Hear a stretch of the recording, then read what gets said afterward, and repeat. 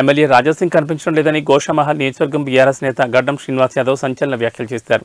గతంలో 2 సార్లు గెలిచిన రాజాసింగ్ గత 2023 ఎన్నికల్లో ప్రజలకు అన్ని వేళ అందుబాటులో ఉంటానని, స్థానిక సమస్యలన్నీ పరిష్కరిస్తానని హామీ ఇచ్చి ప్రజల ఓట్లతో ఎమ్మెల్యేగా గెలిచిన రాజాసింగ్ 2 నెలలుగా పత్తా లేకుండా పోయారన్నారు. గోషామహల్ నియోజకవర్గంలో ప్రజా సమస్యలు పరిష్కరించడంతో ముందుంటానని ప్రజలకు వాగ్దానం చేసిన రాజాసింగ్ గెలిచిన వారం రోజుల నుంచే కనిపించకుండా పోయారన్నారు. వేసవి కాలం నేపథ్యంలో ఎండలు మండిపోతున్నాయని, దీంతో మంచినీటి సమస్య తీవ్ర రూపం దాలుస్తుందన్నారు. ఇటీవల తాను పార్టీ నేతలతో కలిసి 15 రోజుల్లోని నియోజకవర్గంలోని 6 డివిజన్లలో పర్యటించానని, దాదాపుగా అన్ని డివిజన్లలో 60% పవర్ బోర్డులు పాడై పనిచేయకుండా నిరుపయోగంగా మారాయని తెలిపారు. ప్రజా సమస్యలు పరిష్కరిస్తానని ఎన్నికల్లో గెలిచిన రాజాసింగ్ నియోజకవర్గం ప్రజలకు ఎక్కడా కనిపించకపోగా ఆయన ఇంటికి వెళ్తే రాజాసింగ్ అవుట్ ఆఫ్ స్టేషన్లో ఉన్నారని, అందుబాటులో లేరని చెప్తున్నారని తెలిపారు.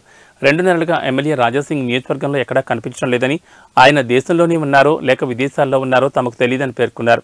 గోషామహల్ నియోజకవర్గం ప్రజలను 10 ఏళ్లు మోసం చేసిన రాజాసింగ్ వెంటనే నియోజకవర్గానికి వచ్చి డివిజన్లో నెలకొన్న నీటి ఎద్దడి సమస్యను తక్షణమే పరిష్కరించేలా చర్యలు తీసుకోవాలని గడ్డం శ్రీనివాస్ యాదవ్ కోరారు.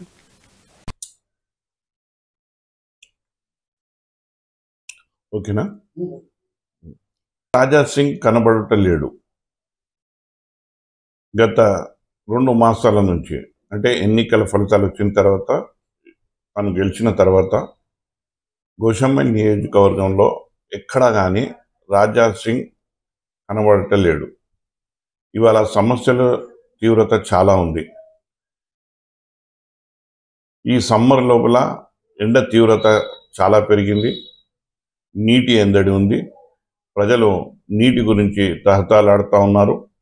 వారికి అందుబాటులో ఉన్న బోర్వెల్స్ పనిచేయటం లేదు. మరి ఈ సమస్యలన్నీ తీసుకొని రాజాసింగ్ దగ్గరికి వెళ్తే రాజాసింగ్ మాత్రం ఆఫీస్లో ఉండడు, ఇంట్లో ఉండడు. అక్కడ వాళ్ళ జవాబు ఒకటే ఉంటుంది, ఏంది అని అంటే రాజాసింగ్ అవుట్ ఆఫ్ స్టేషన్. ఎట్లయిపోయిందంటే Raja Singh care of address out of station అయిపోయింది. గతంలో 2 సార్లు గెలిచిన తర్వాత 3వసారి ఎన్నికలకు వెళ్ళినప్పుడు రాజాసింగ్ ప్రజల దగ్గర ఒక ప్రమాణం చేసిండు. ఏమనంటే, నేను గత 2 పర్యాయాలు గెలిచిన తర్వాత ప్రజలను పట్టించుకోలే, అది వాస్తవం. మీ సమస్యలను నేను తీర్చలే, అది వాస్తవం. కానీ ఈ 3వసారి నేను ఎన్నికల్లో ఉంటున్నా, నాకు ఓటు వేయండి, ఓటు వేసి గెలిపించండి, ఖచ్చితంగా మీ సమస్యలను పరిష్కరిస్తా, మీ మధ్యలో ఉంటా, మీకు అండగా ఉంటా అని చెప్పి ప్రజలకు వాగ్దానం చేసిండు. ఓట్లు దండుకుండు. ఇక ఓట్లు దండుకొని ఇప్పుడు ఇక్కడి నుంచి పరారైపోయిండు. ఈ దండుపల్లి గ్యాంగ్ కన్నా పెద్ద గ్యాంగ్లో ఉన్నటువంటి వ్యక్తి రాజాసింగ్. నిజంగా చెప్పాలి అనంటే, ఇవాళ ప్రజలు గోషామహల్లో ఎంత బాధపడుతున్నారు అనంటే, మేము 3వసారి కూడా మోసపోయినామా, ఈ మతతత్వ రాజకీయాలకు మేము ఆకర్షితయి ఓటేసినాం, కానీ ఇతని వ్యవహారం చూసి వేయలేదు. కానీ మాకు ఇలా తెలిసొచ్చింది, మతంతో పాటు అభివృద్ధి కూడా మాకు అవసరం అని చెప్పి ఇలా ప్రజలు అంటూ ఉన్నారు. నిజంగా నేను రాజాసింగ్ గారికి ఈ సందర్భంగా తెలియజేస్తా ఉన్నాను, రాజాసింగ్ గారు, మీరు దేశంలో ఉన్నారా విదేశంలో ఉన్నారా మాకైతే తెలియదు, కానీ మీరు ఎక్కడున్నా మీకు గోషామహల్ ప్రజలు మిమ్మల్ని కలవాలనుకుంటున్నారు, మీకు సమస్యలు చెప్పాలనుకుంటున్నారు. తక్షణమే మీరు గోషామహల్ ప్రాంతానికి, నియోజకవర్గానికి రండి. ఇక్కడ ప్రజల యొక్క సమస్యలు తెలుసుకోండి.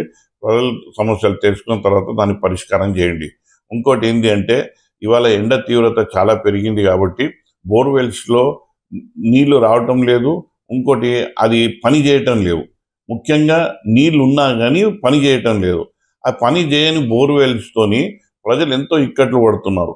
రాజాసింగ్ ఒక మీటింగ్ పెట్టి ఎంఆర్ఓలను పిలిపించి ఆ సమస్యను పరిష్కరిస్తే ప్రజలకు అందుబాటులో ఉన్న బోరింగ్స్ స్టార్ట్ అవుతాయి, నీళ్ళ ఎందడి తగ్గుతుంది. కానీ ఇవన్నీ ఏమీ పట్టించుకోకుండా కేవలం మతతత్వ రాజకీయాలు చేస్తూ, సమయం వచ్చినప్పుడు ఓట్లు దండుకుంటూ, ఆ తర్వాత గెలిచిన తర్వాత ఆయన ముఖం ఎక్కడ ఈ గోషామహల్లో 6 డివిజన్లు ఎక్కడ కనపడదు. మేము గత 15 రోజులు మొత్తం అన్ని డివిజన్లు తిరిగినాం. అన్ని డివిజన్లు తిరిగిన తర్వాత ప్రజల నుంచి వచ్చిన సమస్య, ఇప్పుడు ఉన్న కరెంట్ అఫైర్స్ సమస్య ఏంటంటే వాళ్ళ నీటి ఎందడి. ఇది మంచినీళ్ళు వాళ్లకు అందుబాటులో లేవు. ఇంకా ఇంటి అవసరాలకు కావాల్సినటువంటి నీళ్ళ అవసరం కూడా వాళ్ళకు తీరుతలేదు.